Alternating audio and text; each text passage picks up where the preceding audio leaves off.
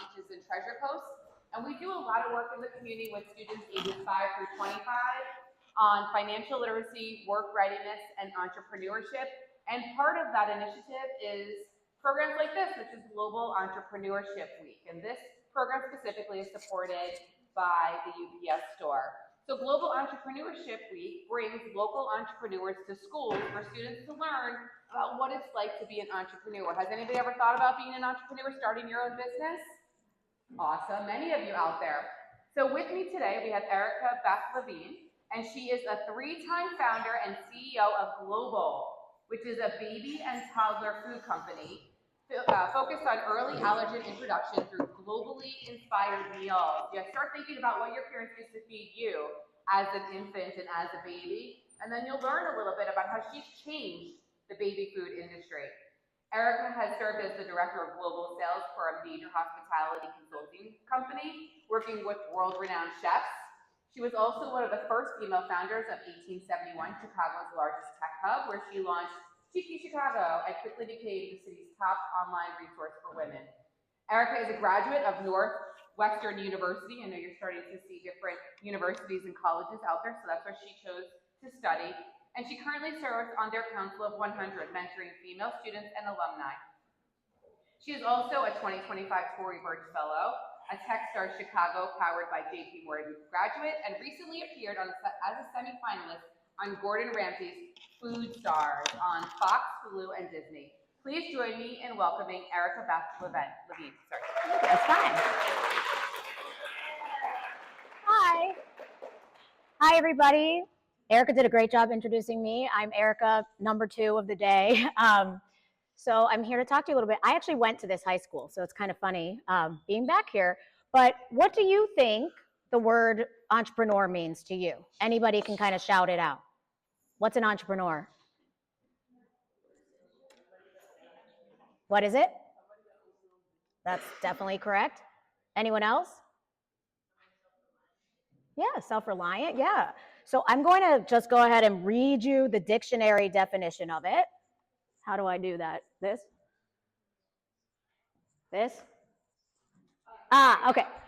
Okay, great. So an entrepreneur is an individual who starts and manages their own business, typically with the goal of making a profit, while also assuming most of the risks and reaping most of the rewards. High risk, high reward, or not. It's a risk for sure. So there's not always that reward at the end.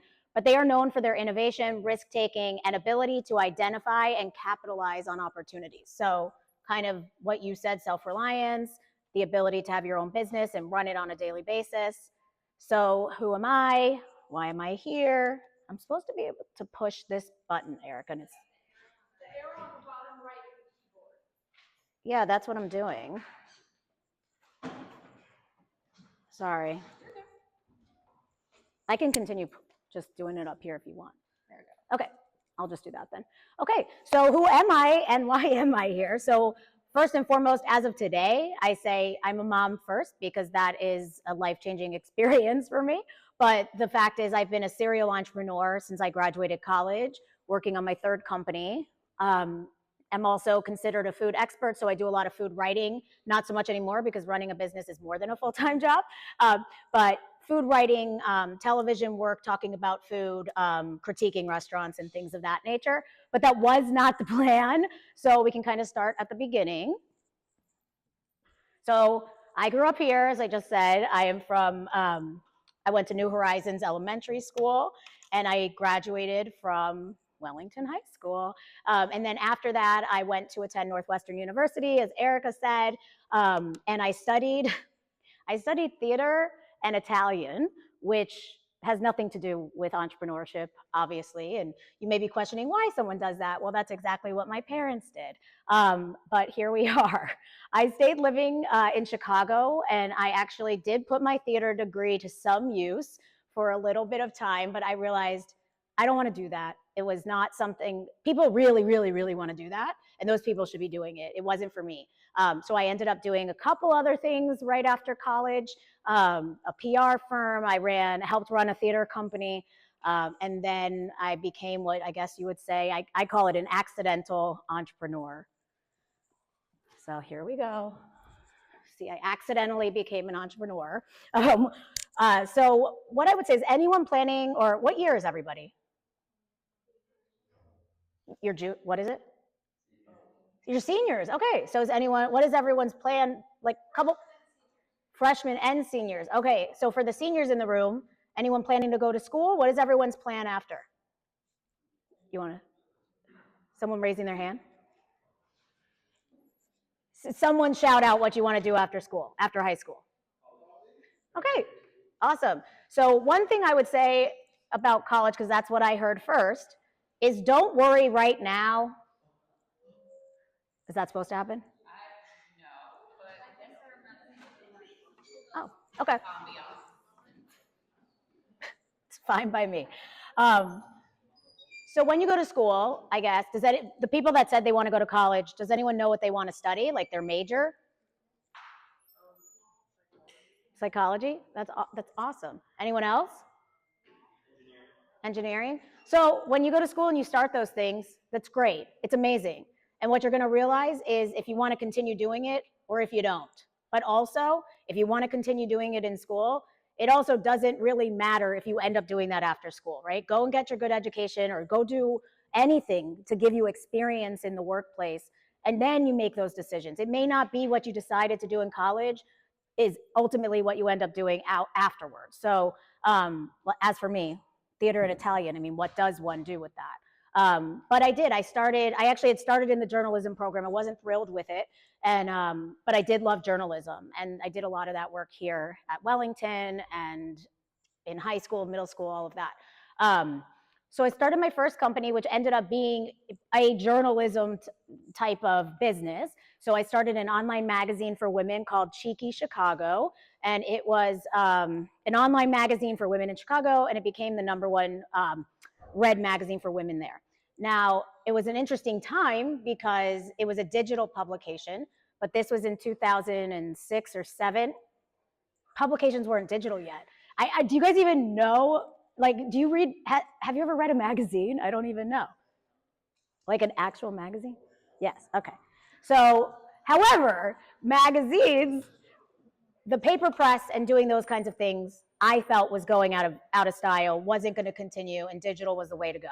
So I talked to investors about this, and they're like, that's crazy. Are you not going to have a paper component? And I said, no, the future of journalism is actually digital, and that's what I ended up doing. So, and it led me to some very cool opportunities. Like you can see here, I still lecture at Northwestern University. That's a podcast from like, I don't even know, like before podcasts were a thing. Magazine stuff. I got to meet like global heads of state. And that's kind of what that accidental entrepreneurship got me, right? It takes you to some really, really cool places. So I talked about Cheeky. The next company after Cheeky, I told you I became a food writer. I do a lot of work with food. You guys know Uber, obviously. The co-founder of Uber started a company called Reserve, and it was backed by all sorts of investors, venture capitalists, celebrity investors. It was cool, but do you guys know what venture capital is? Okay, so I'll tell you. There's multiple ways to fund or finance a new business, right? You could self-do it. You can raise money. You can raise money from individuals, and those are generally considered pretty friendly investors. Or you can raise money through what's called venture capital. Now they're firms, right? They put a lot of money into your business, millions and millions and millions of dollars, but they expect a very fast return. So the level of pressure when you are backed by venture capital is actually much, much, much higher than if you're really only answering to yourself. People think entrepreneurs only answer to themselves. That's not true. I have to answer to a whole lot of people that have given me money for this particular business I'm working on now that are expecting returns that I need to provide for them. So it's not, it's a very fun thing to be able to work for yourself. It is flexible in a lot of ways, but do remember, you are answering to people if you decide to take in money from investors. Does that answer some, like the questions on what type of investors there are? Okay, great. So anyway, so Resi was backed by the co-founder of Uber, which was very exciting to me at the time to be part of a venture-backed company. They raised tens of millions of dollars to get the thing off the ground. It wasn't mine. I was a founding employee. So I was not the founder, but being a founding employee of something like Uber is a wildly exciting opportunity and something that you would be quite lucky to have if the company ends up going all the way.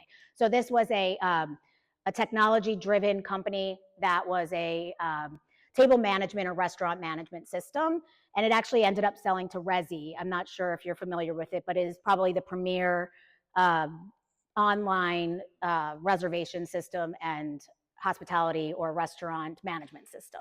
So that was very cool. And what it did was, by being in the restaurants more and more and more, it just basically reiterated and validated my extreme love for food, and how food is a unifier, right? There's very few things today that truly unify us and unite us. It's, you know, there's so much divisiveness, but food is something we all do, and we can all sit at a table together.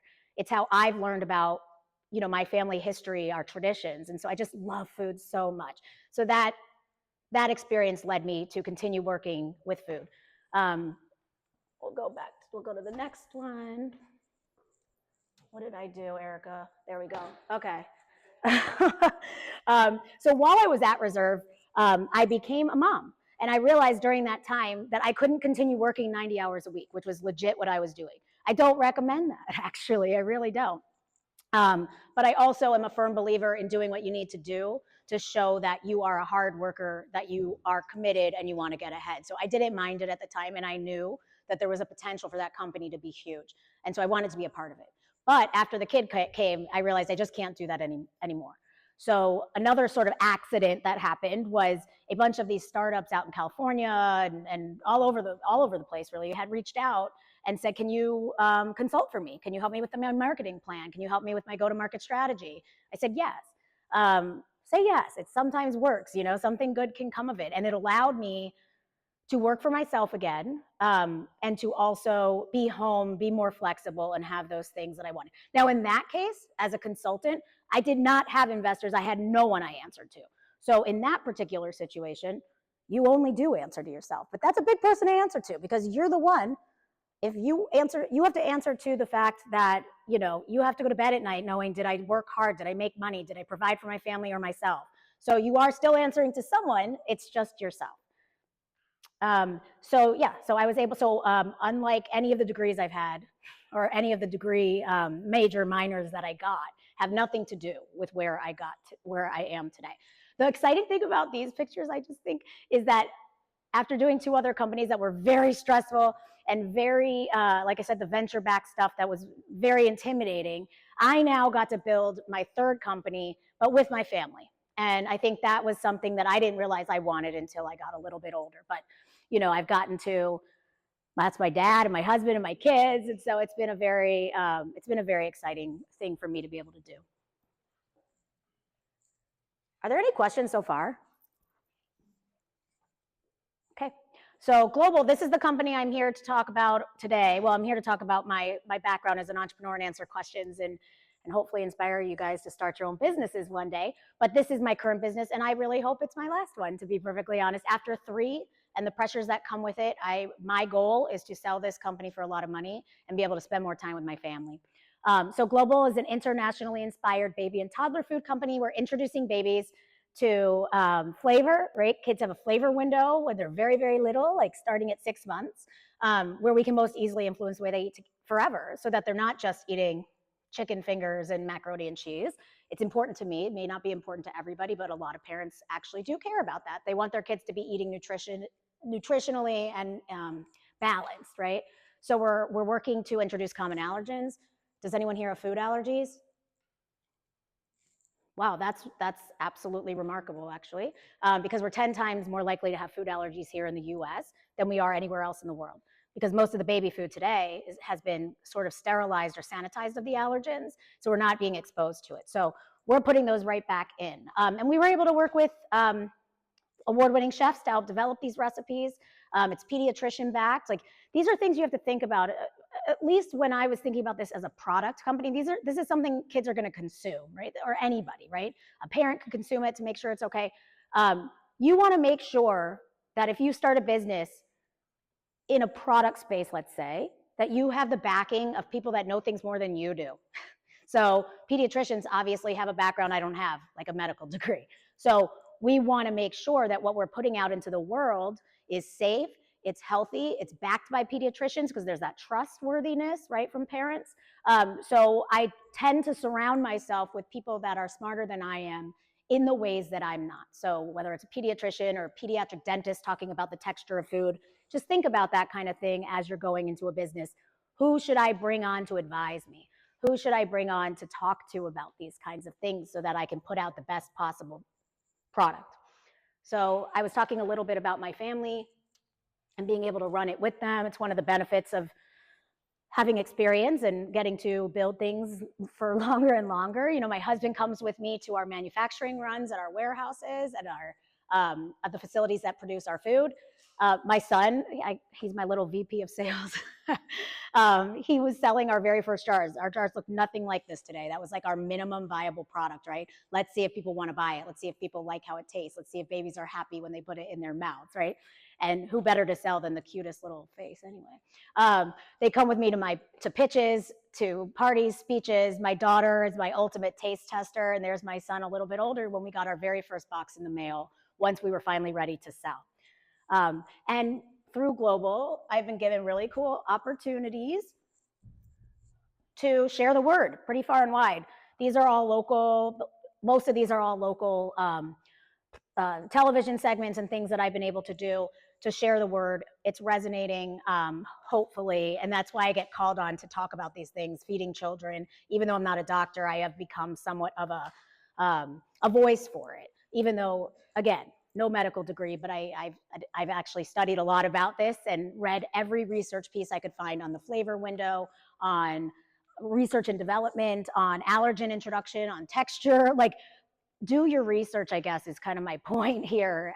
Do as much as you can, because especially when you're talking to parents or you're talking to your consumer, if you don't know what you're talking about, they have no confidence in you or the product. So it's very important to be as well-rounded and knowledgeable as you possibly can. Welcome. This was the scariest thing I've ever done. I'm sorry, I didn't know this. The brand? Global. Great name. This is the new definition of baby food. Have you ever thought about the way that kids experience food for the first time? All the time. Do you want to eat this? Our kids don't want to eat it either. Global is food. Little people should be eating the way big people do and enjoying different textures, flavors, spices. We know the food is backed by pediatricians, developed by James Beard award-winning chefs, and created by a fed-up mom sick and tired of nutritionless garbage. Big babies, you want to taste it? Come on. Shall we? Let's go. Are you seriously going to sit on there? Of course we're going to sit. Get up. That'll be fine. Erica, what's the age group? 6 months and up. You have the baby spices bean bowl. It's kind of like a chili for children. You have the tikka masala, Lisa. I love a tikka masala. Erica, how is this better than a fresh butternut squash puree? A lot of people don't do that. Right. They don't come home and puree butternut squash. About 75% of people buy store-bought baby food. Right. So they need this option. It actually tastes pretty good. Yes. I was going to say I had the opportunity to do a lot of things, but this was by far the scariest, probably other than talking to you guys today. So the next question I'm going to ask is, what do you think a typical day is in the life of any entrepreneur, not just me, but anybody? What do you think a typical day looks like? Raise your hand. Is your, no, okay. Someone shout it out. I'm going to wait.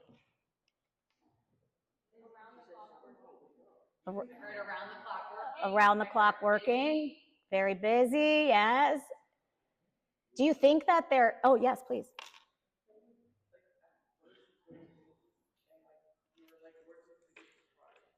Yeah.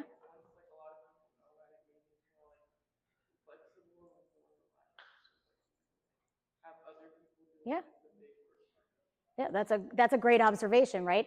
You're going to go through phases of the business. So the very beginning, depending on what it is, what business you're in, you could be in a services business too, which would be very different. But for us as a product-based company, you start, yes, it's all research and development. It's production. It's tasting that first viable product. It's doing all the work to develop it. And then yes, the day does change because now you have the product. What do you have to do to sell it? What do you have to do to market it? How do you get more people to know about it? So yes, you go through phases of the business.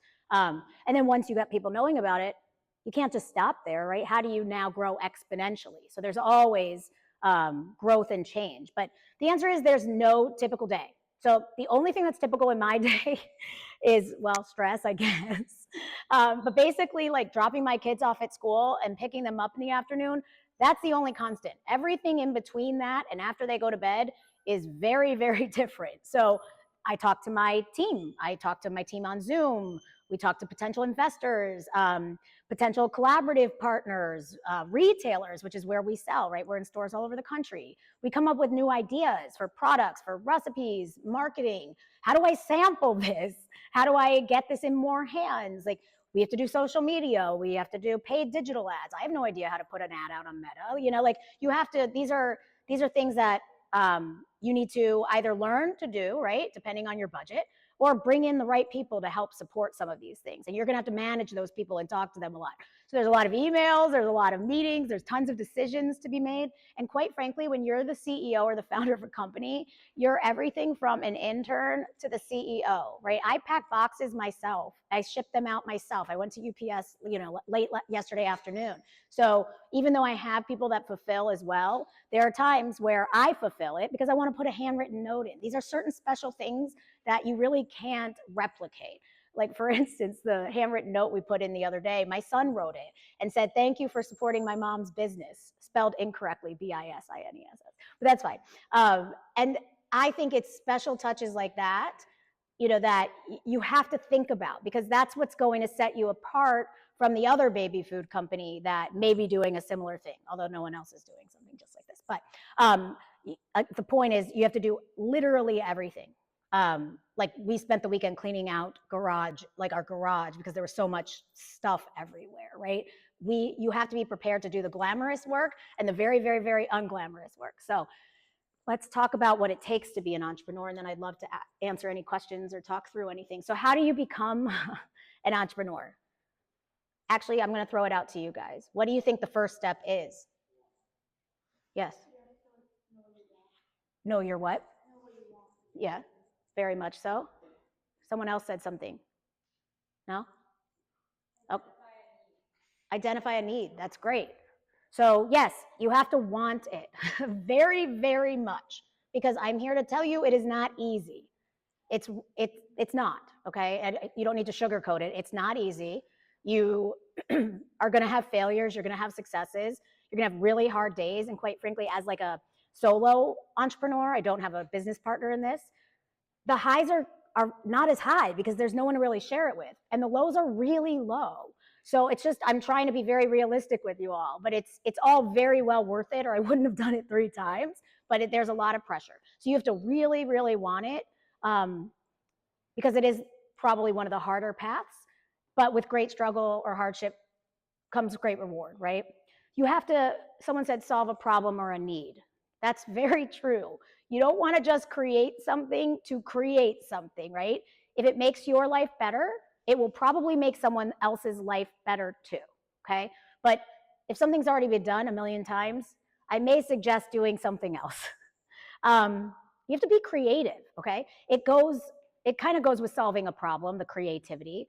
A lot of problems have been solved. So how do you either create something new, as I just said, or how do you make something else so much better, right? One of my friends created a caffeinated water company, but this was a while ago, before, you know, caffeinated drinks were really a thing. And he said, all I did was take water and make it better, right? There are opportunities to do that too, where something already exists and you make it better. So it doesn't have to be like out of absolutely nowhere or a brand new item.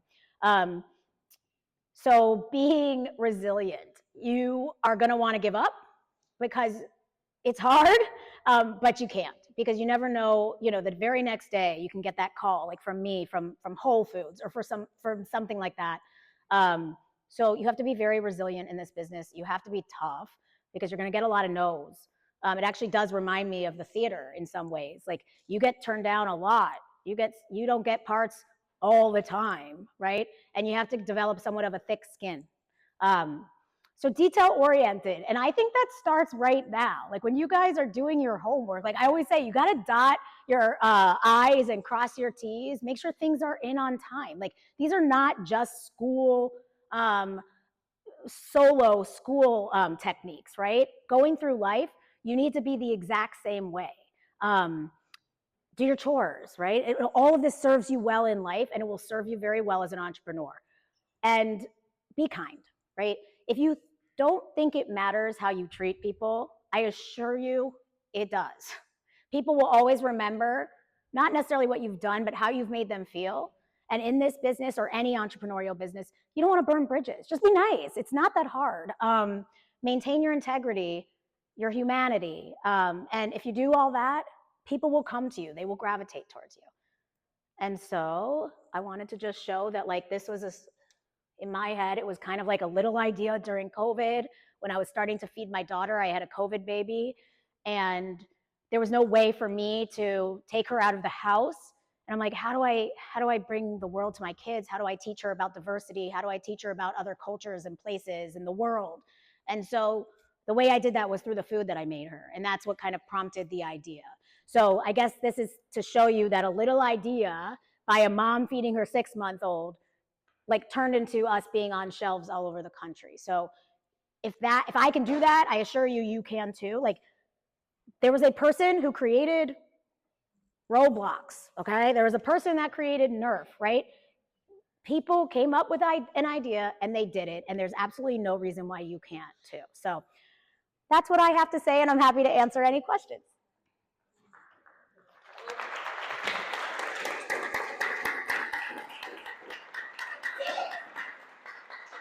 Before we get started on student questions, so you all think of some questions right now, maybe about one of her careers that she's mentioned in the past with the startups or global, what it takes to be an entrepreneur. You're thinking of a question now. I'm calling you, so be ready. While they're thinking, can you go back to the slide? I think we can go back this way, maybe. Oh yeah. Welcome. Can you tell us about some of the flavors? I want to know. Oh, sure. And about where it's sold right here in the United States. Oh yeah, sure. So, like I said, it's not just pureed butternut squash, right? Gordon Ramsay thinks like everyone just goes home and purees food. That's entirely boring if you just eat butternut squash all the time. well, and that's exactly why I started this, right? Because then a kid becomes accustomed to one thing, one flavor. They're not embracing all of these different spices and herbs and things that you can put in food from the very beginning. So anyway, I always say it's like, why should adults eat in a way that's very different from their kids? Why would a mom buy a pouch of baby food at the store and be unwilling to taste it, right? Like, why would I give my kids something that eat that baby food pouch now? Probably not, right? But you might eat pad thai in a jar. It actually tastes very good. The yellow one is pad thai for tots. Raise your hand if you'd like pad thai for tots. Oh my gosh, that is right up my alley. Is it a little spicy? So kids are supposed to have spice, but not spicy. It's actually really interesting. I'll just give a little quick science on it. So when you eat something with spice, like let's say our bean bowl right here, our baby spices bean bowl has cayenne in it, which is it's spicy. However, we put such a small amount in that the kid is not eating something spicy. They are enjoying the spice itself, but they don't even recognize it. So their tongue, their palate, right, embraces that flavor. So the next time they have it, it doesn't feel spicy. It doesn't feel unknown. So they have to like build up that palate. And that's why it's really important that we do that between 6 and 18 months of age so that they do start embracing all of those things and are more accepting of food later on. So we have pad thai for tots, baby spices bean bowl. Yeah, it's like a chili. And I'm sure a lot of thought went into naming these different foods. Yes. Like I said, surround yourselves with experts. Like this is the stuff I'm good at, is the creativity, the branding, things like that. But I bring in people to help me with the things I can't do, like food science, right? I'm not a scientist. So what is this one called? That's bibimbap. That's a very traditional Korean dish. Has anyone ever tried bibimbap? Yeah, it's so good, right? And that's the thing. A lot of you haven't tried it, right? But kids should be trying these things. It's exciting, I don't think right? I've ever tried that. Yeah, exactly. Because it's not common here, but we can still feed that to our children. Tikka masala. You guys had tikka, probably, some of you? Curry base Yeah, exactly. flavor? Yeah, that's actually my favorite one. Yaya's Medi Bowl is sort of like hummus, It's a little like hummus, like roasted red pepper, feta. It's quite delicious. And then we have mini stroni, like minestrone soup, which probably many of you have had minestrone soup. And actually there was a strategic decision in putting that flavor out that we did not launch with that flavor. We realized that our goal is to introduce babies to different foods, but also different cultures and different places from around the world. However, minestrone as an Italian soup that is on most Italian restaurants menus is a familiar flavor, and we realized we should have something like that in our lineup to support parents that might be a little nervous about giving their kid a pad thai. So this might be the starter. Yeah, maybe. Yeah, but all of them are available and safe for kids as early as 6 months. I'm curious, and I'm sure you're all thinking the same thing. What's the biggest seller? Oh, the tikka and the minestrone, yeah, and then the pad thai. And pad thai. Because people aren't as familiar with this. And what I realized, see, you make mistakes, right? Baby Spice's Bean Bowl, as cute as that name is, people don't really know what it is. And same with Yaya's Medi Bowl. So I've actually changed the names. This is going to be like Little Greek Feast, and this is going to be Bubba's Bean Bowl. So we're doing that right now. And I'll tell you one other thing too. Like I was able to showcase all these cool things that have happened, but let me tell you something horrible that happened, because I want you to know that it's not, there's good days and there's bad days, and we've had a lot of very good recognition. But this past summer, I don't cook the food in my house, obviously, because there's quality assurance and there's regulations and there's all these things, and we're organic, so we have to use an organic facility. Our manufacturing facility out of nowhere closed. Didn't tell us. Literally, my orders just stopped going out. I'm like, what's going on? My business is on the line here. They just decided to close. Guy's going through, he's being charged with 68 felonies, actually, because he hurt a lot of people through his business. But my point is, that doesn't matter to me what he's charged with or what's going on there. My business was on the line. I couldn't access my inventory from his warehouse. I couldn't fulfill any of my orders. It took 4 months to get my orders out again. 4 months of lost revenue. So you have to be, I said resilient before, right? You have to be extremely resilient. I could have said, forget it. This is gonna sink us. But instead, I called every single manufacturer listed pretty much in the US that did what we needed, because it's also very unique how we produce. And I called every single one of them. And luckily, because I had accomplished some stuff along the way, they were willing to talk to me. Because at the beginning, no one wants to talk to you. If you're not gonna meet their minimums or produce as many jars as they would need to make it work for them, they don't care. So I guess my point is, things like that happen every day, and you have to figure out a way through it. Otherwise, it doesn't always work.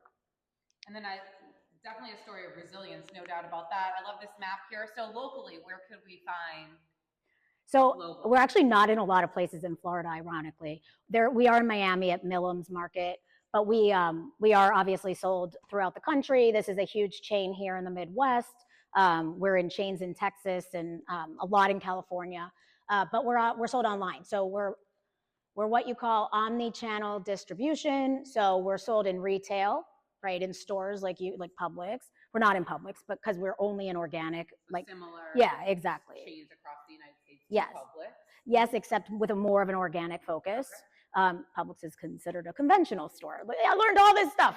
And so with an omni-channel distribution strategy, it includes both physical brick and mortar retailers, but also lots of e-commerce. So we're on Amazon, we're on Thrive Market, we're launching on TikTok Shop like in the next week or two.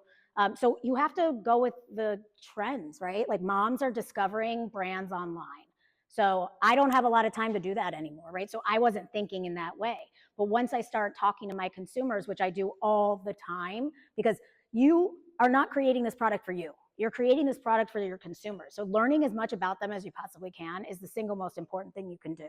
And I realized our consumers are shopping online or discovering online. And so we started doing more online. And actually going into 2026, our plan is very much to skew more on the e-commerce side while maintaining our retail business instead of growing it, because there's more growth opportunity there. So where are you seeing your greatest sales at this time? Thrive Market is really big for us. Again, it's kind of nailing who your target consumer is. Like our target consumer is a mom, a health conscious mom that is looking for healthy eating is following the medicine and the science. Like the science now tells us you should give kids allergens and things like that. And they're looking for more organic or natural products with no preservatives. All of that Thrive Market fits into, right? They have very, very rigid standards for what they accept. So once you're in a place like that, the parent doesn't have to do the work anymore. They know it's been validated. They know that the diligence has been done, and they're very comfortable buying it from a trusted source like Thrive. So that's probably our number one. But we're putting a lot of resources into Amazon and TikTok this year, and we're really excited about that. All right, I gave you time. Let's hear some of your questions. Yes. What did you say? Managing time effectively, one of the biggest challenges Yeah. you face. It's really hard because in today's day and age, I don't really know what the number is, but a lot of people are working from home, right? And there's a lot of distractions at home. So you have to be very intentional with your time. I am married to my calendar. I'm married to a project management system called Notion, which wouldn't be something you guys would use for school or anything like that, but it's basically a way where all your tasks are in one place with due dates, deadlines, contact information, basically everything you could need or want. Spreadsheets is in one place. And so that really helps me stay organized. And when you stay organized, you stay on track.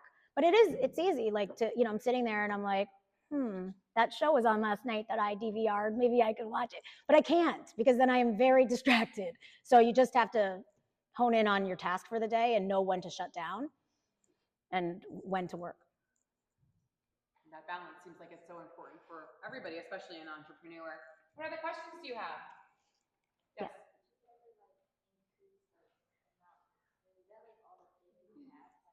Yeah, that's a great question. Do you have plans for the future of introducing more flavors? Yeah, definitely. So that is a great question because you can't just put out your first product and be like, we're good, like that's it. No, for us, our babies are between 6 and 18 months of age. What happens after 18 months? I worked all that time, to have a customer for only 18 months? You have to look at what's called their lifetime value. Their lifetime value should be years if you can, right? There's probably brands that you guys have been buying for years and years and years. It's very hard because the baby's growing all the time to do that. So I have to evolve with the life of the child. So not only come out with new recipes that are in these glass jars like this, but we're working on snack line, and we're also working on a larger format version of these. So like a tomato sauce jar. So the only reason we're doing that is because all of our customers said they wanted that, right? So I wouldn't have thought of that, but by engaging with my consumer, talking to them, interviewing them, asking them for 15 minutes on a phone call to find out what they like about us and what they don't. That's how we determine innovation. It's, what's in our innovation pipeline is what I would call it. So yes, we're definitely going to try to evolve with the life of that child and that family so that they stick with us when they have that second kid and that third kid as well. Yes. So you talked about selling like B2C and B2B. How do you manage all the pricing and like keeping it consistent throughout all those channels? That's an excellent question. It's hard because there's a strategy behind it, right? And then there's also, you want to be able to make sure the per ounce, right, cost is consistent throughout your platforms. And being on so many different ones, it's hard because they have different promotions at different times. So what we did was we came up with what we thought the cost should be blanketed. This is how we're going to sell it. This is how we're going to sell it on our website. And we had to keep a specific margin in mind. So you need to think about how much money.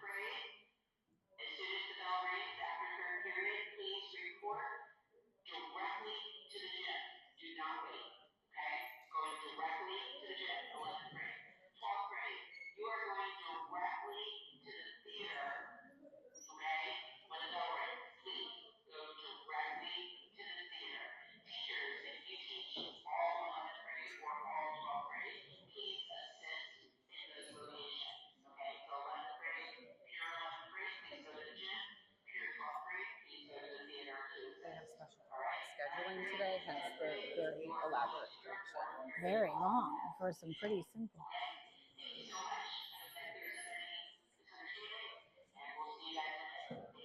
And I know the bell is about to ring, so we're going to wrap it up. One last question? Did you want me to finish that last one really fast? Sorry. Yeah. All I was going to say was we started with the blanket price of what we needed to make at the time. And you need to even go up probably a little bit more because you have to promotion it down, right? And then you're going to lose your margins. It's a very small margin business. So you have to be very thoughtful about it. And the last thing I'd say about it, I said, bring in people that are smarter than you at certain things. I've done entrepreneurship, I've raised money, I've built businesses. I have never had a product and I've never been in a grocery store. So I brought in an advisor who specifically works on pricing, sales, promotions, and merchandising. So always have some humility and realize where you don't have the knowledge to do it. That's great advice for life. Find a coach, right? Yeah. Good question. Oh, good question. Yeah. So it's each jar is $5.99. But so it's a premium product, right? It's organic. It's very different than anything out there. And we're up against pouches primarily, and these pouches cost between $1.99 and $3.99 for a pouch. And 75% of kids have more than one pouch at a time. So if you do that math, it's equivalent for the most part, and some have more than that. So some have 3. And this is a full meal. Once a kid has this, they don't need anything else. It has veggies, protein, and whole grains, so it's nutritionally balanced. And it's in line with costs at the organic stores. That's a great question. I love that question because there's a strategy behind that The too. question was, just so everybody could hear it, he was asking if the product is sold individually or in packs. So that is a strategic decision as well. On a store shelf, people are not looking for a package, right? They're looking for one jar. They might buy a few at a time though. So we always do promotions, buy 2, get 1, buy 1, get 1, because you need more than one. But online, most people are looking for variety packs. So we have a subscription model that we're launching in the next week or 2, where people can order it, every 2 weeks. So basically, or even every 30 days. And those are all variety packs. Even on Thrive Market, the Thrive Market is basically an online grocery store, so we sell individually there. But we may launch a variety pack with them as well. But primarily online is variety packs, 4, 6, or 12. And on store shelves, it's just 1 jar at a time.